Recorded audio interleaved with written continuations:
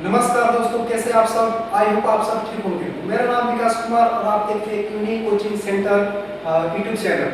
सो आज हम इतिहास के बारे में समझेंगे।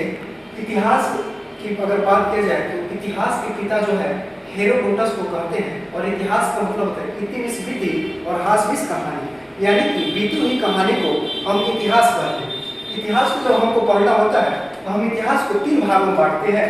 पहला प्राग ऐतिहासिक काल, दूसरा आदि ऐतिहासिक काल और तीसरा ऐतिहासिक काल। अगर हम प्राग ऐतिहासिक काल के बारे में बात करेंगे तो प्राग ऐतिहासिक काल का इतिहास का वह समय होता है जिसमें मानव पढ़ना लिखना नहीं जानता था और इस समय के मानव को हम लोग आदि मानव के नाम से जानते हैं। प्राग ऐतिहासिक काल का जो प्रारंभिक जो समय था वो पूरा पाषाण काल के नाम से जाना जाता था। प्राग ऐतिहासिक काल में जो मानव थे उसे आदि मानव कहा जाता था। पूरा पाषाण काल इतिहास का सबसे प्रारंभिक समय था। इसके बाद जो दूसरा काल था मध्य पाषाण काल था और तीसरा नव पाषाण काल।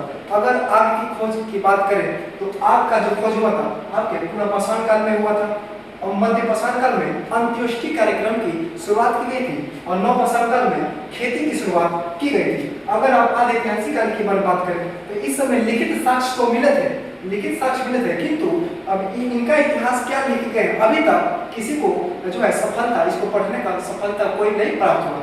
इसकी अगर बात करें तो सिंधु सभ्यता, कांसा युग, हम इसको इसमें पढ़ते हैं। तीसरा जो काल है ऐतिहासिक काल, यानी कि जितना भी काल जैसे प्राचीन इतिहास की बात करें, मध्य ऐतिहासिक काल की बात करें, आधुनिक इतिहास की बात करें, विश्व इतिहास की बात करें और नेहरू काल की बात करें, इसी को हम लोग 4 भागों में बांटते हैं।